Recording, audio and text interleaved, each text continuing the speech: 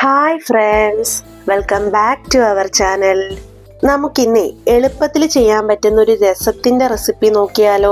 ഇത് ഞങ്ങൾക്ക് അറിയുന്ന റെസിപ്പി അല്ലേന്നല്ലേ പലരും ഇപ്പൊ ചിന്തിക്കുന്നേ. പക്ഷെ ഇതൊക്കെ അറിയാത്ത ഒരുപാട് പേരുണ്ട് കേട്ടോ. ഞാനൊക്കെ കുക്കിംഗ് പഠിച്ചു തുടങ്ങിയപ്പോഴേ അമ്മയുടെ കയ്യിൽ നിന്ന് ആദ്യം പഠിച്ചെടുത്തത് ഇങ്ങനെയുള്ള സിമ്പിൾ റെസിപ്പീസ് ഒക്കെയാണ്. അപ്പൊ ഇത് അറിയുന്നവരാണെങ്കിൽ ഒന്ന് കണ്ടു നോക്കണേ. എന്നിട്ട് നിങ്ങൾ ഇതുപോലെയാണോ ചെയ്യുന്നതെന്നും കൂടെ ഒന്ന് കമന്റ് ചെയ്യണം കേട്ടോ. അപ്പൊ നമുക്ക് വീഡിയോയിലോട്ട് പോകാം.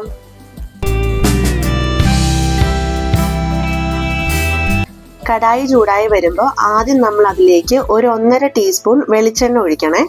എന്നിട്ട് അതിലേക്ക് ഒരു 1/2 ടീസ്പൂൺ കടുക് ചേർത്ത് പൊട്ടിച്ചെടുക്കണേ. കടുക് നന്നായിട്ട് പൊട്ടി വരുമ്പോഴേ അതിലേക്ക് ഒരു നുള്ള് ചെറിയ ജീരകം, 2 തണ്ട് കറിവേപ്പില, 3 വറ്റൽ മുളക്, ഇതെല്ലാം കൂടി ഒന്ന് മൂപ്പിച്ചെടുക്കണേ. ഇതെല്ലാം മൂത്ത് വരുമ്പോഴേ നമുക്കിതിലേക്ക് തക്കാളി ചേർത്ത് കൊടുക്കാം.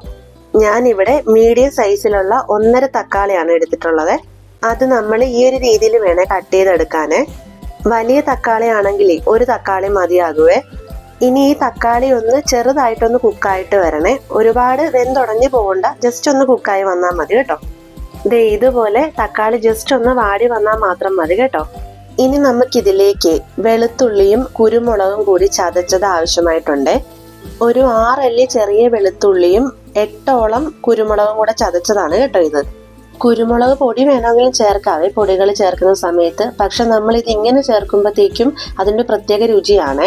ഇങ്ങനെ ചെയ്തിട്ടില്ലാത്തവരൊന്ന് ചെയ്ത് നോക്കണം കേട്ടോ. ഇനി നമുക്ക് 1 ടേബിൾ സ്പൂൺ മല്ലിപ്പൊടി ചേർത്ത് കൊടുക്കാവേ. ഞാനിവിടെ ചെറിയ സ്പൂൺ ആയതുകൊണ്ട് 4 സ്പൂൺ ചേർത്ത് കൊടുക്കുന്നുണ്ട്. നിങ്ങളുടെ ടേബിൾ സ്പൂൺ ആണെന്നുണ്ടെങ്കിൽ 1 ടേബിൾ സ്പൂൺ ചേർത്ത് കൊടുത്താൽ മതിയേ. 1.5 ടീസ്പൂൺ കാശ്മീരി മുളക് പൊടിയെ. കുരുമുളക് ചേർത്തിട്ടുണ്ട്, അതുകൊണ്ട് എരിവ് നോക്കിയിട്ട് നിങ്ങളുടെ എരിവിനനുസരിച്ച് ചേർത്ത് കൊടുക്കണേ. പൊടികൾ കരിഞ്ഞു പോകാതെ അതിന്റെ പച്ചമണം മാറി വരുന്നത് വരെ സിമ്മിൽ വെച്ചിട്ട് നന്നായിട്ട് മൂപ്പിച്ചെടുക്കണേ. 30 സെക്കൻഡോളൊക്കെ മതിയാകും കേട്ടോ പാകമായിട്ട് വരാനേ. ഈ ഒരു അളവില് വാളൻ പുളി നമ്മൾ വെള്ളത്തിലിട്ട് വെക്കണേ. പുളിയുടെ അളവ് ശരിക്കും നമ്മുടെ തക്കാളിയുടെ പുളി നോക്കിയിട്ട് നമുക്ക് ആവശ്യമുള്ളത് നമ്മൾ ചേർത്ത് കൊടുക്കണം കേട്ടോ. ചില തക്കാളിക്ക് പുളി കുറവായിരിക്കും, ചിലതിന് കൂടുതലായിരിക്കും. അപ്പൊ അതനുസരിച്ച് നമ്മൾ കൂട്ടിയും കുറച്ചും വേണേ ചേർക്കാനേ. ഇനി നമുക്ക് പുളി അതിൽ നിന്ന് പിഴിഞ്ഞ് മാറ്റിയിട്ട് വെള്ളം ഇതിലേക്ക് ചേർത്ത് കൊടുക്കാവേ. ഇനി ഇതെല്ലാം കൂടെ ജസ്റ്റ് ഒന്ന് യോജിപ്പിച്ചിട്ട് ഇതിലേക്ക് 1/4 സ്പൂൺ കായപ്പൊടി ചേർത്ത് കൊടുക്കണേ. പൊടിയല്ല, കട്ടക്കായമാണെന്നുണ്ടെങ്കിലും അതിന്റെ ഒരു പീസ് ഈ സമയത്ത് അങ്ങ് ചേർത്ത് കൊടുത്താൽ മതിയേ. ഇനി നമുക്കിതിലേക്ക് ആവശ്യത്തിനുള്ള ഉപ്പും കൂടെ ചേർത്ത് കൊടുക്കാം.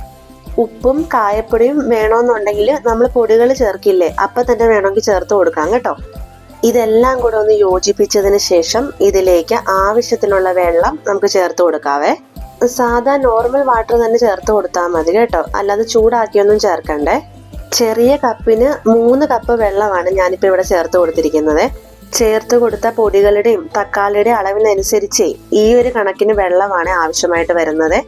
നമ്മൾ എടുക്കുന്ന ക്വാണ്ടിറ്റികൾക്കനുസരിച്ചും നമ്മുടെ ടേസ്റ്റിനനുസരിച്ചും ഇതിന്റെ അളവുകൾക്കെല്ലാം മാറ്റം വരുത്താം കേട്ടോ.